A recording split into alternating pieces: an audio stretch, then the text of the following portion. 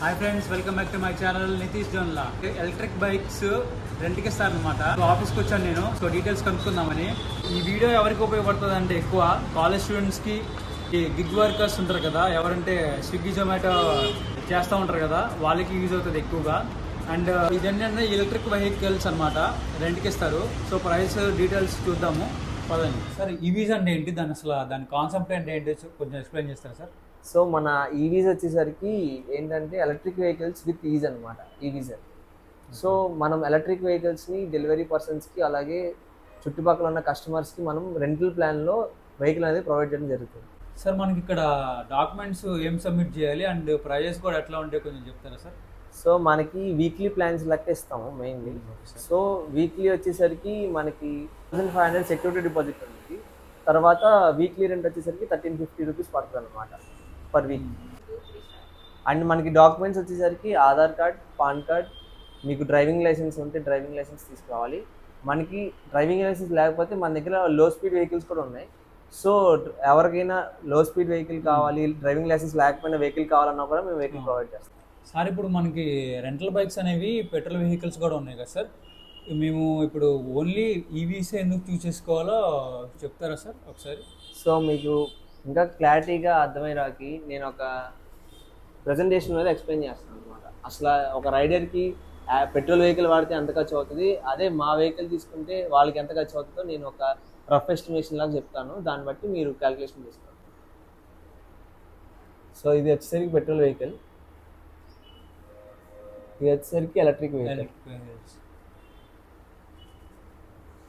So first point, మీకు ఒకవేళ own vehicle ఉందనుకోండి, జనరల్గా ఒక నార్మల్గా ఒక డెలివరీ పర్సన్ అనే పర్సన్, ఫర్ ఎగ్జాంపుల్గా మనం ఏదైనా డెలివరీ పార్ట్నర్ తీసుకున్నాం అనుకోండి, జొమాటో కానీ స్విగ్గీ కానీ ఎవరిని తీసుకున్నా, వాళ్ళు మోర్ దాన్ 150 కిలోమీటర్స్ తిరుగుతారు రోజుకి పర్ డే కదా. సో వీళ్ళకి ఈ 150 కిలోమీటర్స్ తిరగాలంటే కొంతమంది 80 కిలోమీటర్స్ వెహికల్ వచ్చే రేంజ్ వచ్చే వెహికల్ వాడతారు, కొంతమందికి 40, కొంతమంది 30 కూడా వచ్చే వాళ్ళు వాడతారు. సో కొంతమంది ఈ 60 కిలోమీటర్స్ కానీ 40 కిలోమీటర్స్ కానీ 30 కిలోమీటర్స్ కానీ బయట రెంట్ తీసుకుంటారు. పెట్రోల్ బైక్, పెట్రోల్ రెంట్ తీసుకుంటారు, petrol bike, petrol bike rent తీసుకుంటారు. సో వీళ్ళకి కాస్ట్ వచ్చేసరికి బైక్కి కాస్ట్ కడతారు, విడిగా పెట్రోల్కి కాస్ట్ పడుతుంది.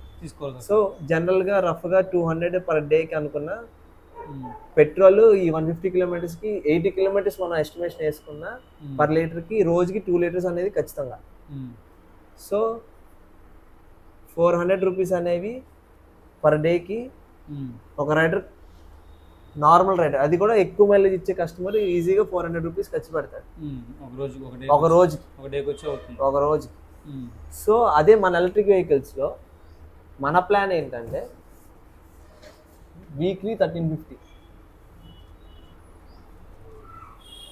పర్ డేకి వచ్చేసరికి లెస్ దాన్ 200 కాస్ట్ అనేది అవుతుంది.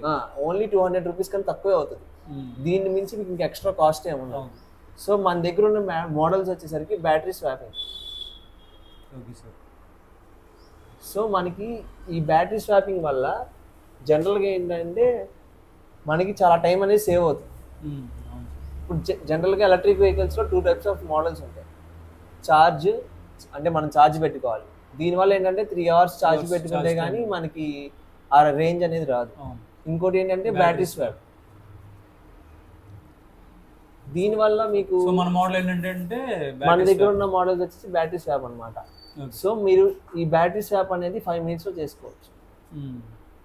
మీకు జస్ట్ మీరు ఒక ఏ అనే పాయింట్ నుంచి బి పాయింట్కి స్టేషన్ అనుకోండి, ఈ స్టేషన్కి వెళ్ళి మార్చుకుంటే సరిపోతుంది. మీరు ఇక్కడ 3 hours అనే టైం సేవ్ చేస్తారు. బ్యాటరీ స్వాప్ చేసుకుంటే మనకున్న మోడల్స్ ఒక్కొక్క బ్యాటరీ వచ్చేసరికి 60 కిలోమీటర్స్ రేంజ్ ఇస్తుంది. 60 కిలోమీటర్స్ రేంజ్.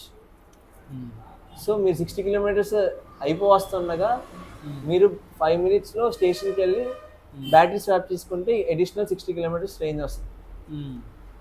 సో ఈ స్వాపింగ్కి మీకు 0 కాస్ట్. మీరు స్వాపింగ్ కూడా ఏ మనీ పే చేయాల్సిన అవసరం లేదు. మన కిలోమీటర్స్ ఎట్లా సార్? కిలోమీటర్స్ అన్లిమిటెడా? మనం చార్జ్ చేసే ఈ అమౌంట్ ఏదైతే ఉంటుందో దీనికి మీరు అన్లిమిటెడ్ కిలోమీటర్స్ తిరగచ్చు. బ్యాటరీ స్వాప్స్ మీరు 3 or 4 చేసుకోవచ్చు. జనరల్గా ఏంటంటే రోజుకి 200 కిలోమీటర్స్ ఎస్టిమేషన్ వేసుకున్న 3 బ్యాటరీస్ అవుతాయి ఆర్ 4. అడిషనల్గా మీకు 5 బ్యాటరీస్ కావాలనుకున్నా కూడా మీరు ఫ్రీ ఆఫ్ కాస్ట్లో బ్యాటరీస్ అనేది స్వాప్ చేసుకోవచ్చు. మీకు అడిషనల్గా మేము సర్వీస్ ప్రొవైడ్ చేస్తాం. సార్ మనకి ఇవి కాకుండా ఇంకేం అడ్వాంటేజెస్ ఉన్నాయి సార్ మనకి ఈవీస్లో ఇంకా మనకి మెయిన్ అడ్వాంటేజ్ ఏంటంటే మన కంపెనీ ద్వారా సర్వీస్ అండి. Okay sir. సో మీరు ఎక్కడ చూసుకున్నా సర్వీస్ అనేది చాలా ఇంపార్టెంట్. అవును సార్. అది పెట్రోల్ వెహికల్ అయినా కానీ ఇబ్బంది అవుతుంది. సో దాని గురించి మనకి సర్వీస్ అనేది ప్రొవైడ్ చేస్తారు. సో మన ఈవీస్లో సర్వీస్ ఎలా ఉంటుంది అంటే బ్రేక్ డౌన్ సర్వీస్ ఉంటుంది. యాక్సెసరీస్ లైక్ బ్రేక్స్ కానీ యాక్సిలరేషన్ కేబుల్స్ కానీ ఏం ప్రాబ్లం వచ్చినా ఫ్రీ ఆఫ్ కాస్ట్ మేమే రీప్లేస్ చేస్తాం. సో బండి ఒకవేళ ఏదైనా రిపేర్ వచ్చింది అనుకోండి ఆన్ స్పాట్కి వచ్చి రిపేర్ చేస్తారు. సో ఆ వెహికల్ సర్వీస్ పర్సన్ వచ్చినా కూడా ప్రాబ్లం అనేది సాల్వ్ అవ్వకపోతే మీకు అప్పటికప్పుడు రీప్లేస్ చేస్తారు. వెహికల్ రీప్లేస్మెంట్ చేస్తారు.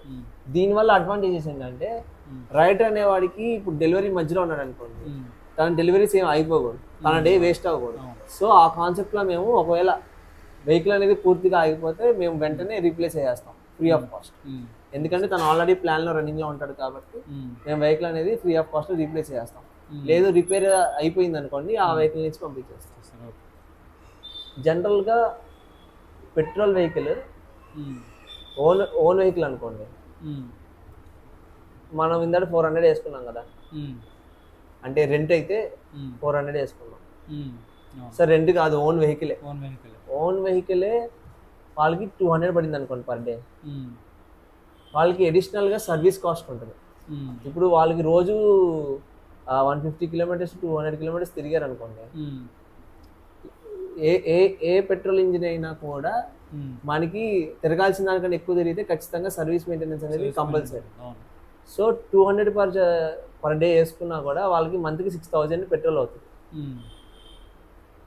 ప్లస్ ఇంజిన్ ఆయిల్ సర్వీసులు ఏవైనా కూడా వాళ్ళకి అడిషనల్గా ఈజీగా 2,000 ప్లస్ అవుతుంది. సో వాళ్ళ కాస్ట్ వచ్చేసరికి 8,000 ప్లస్ ఉంటుంది పర్ మంత్. సో మన ఎలక్ట్రిక్ వెహికల్స్లో ఏంటంటే ఓన్లీ 1350 పర్ వీక్ కడతారు. సో మంత్కి వచ్చేసరికి 5,500 ఇది ఫైనల్ అమౌంట్. దీనికి మించి ఎక్స్ట్రా కాస్ట్ ఏం అవ్వదు. సో వాళ్ళు ఎంత చూసుకున్నా 3,000 నియర్లీ సేవ్ చేస్తారు. సో మనం ఏదైనా కూడా ఎంత డబ్బులు సంపాదించినా కూడా మనీ అనేది సేవ్ చేసుకోవడానికి. సో ఈ ఎలక్ట్రిక్ వెహికల్స్ అనేవి one of the process for saving money.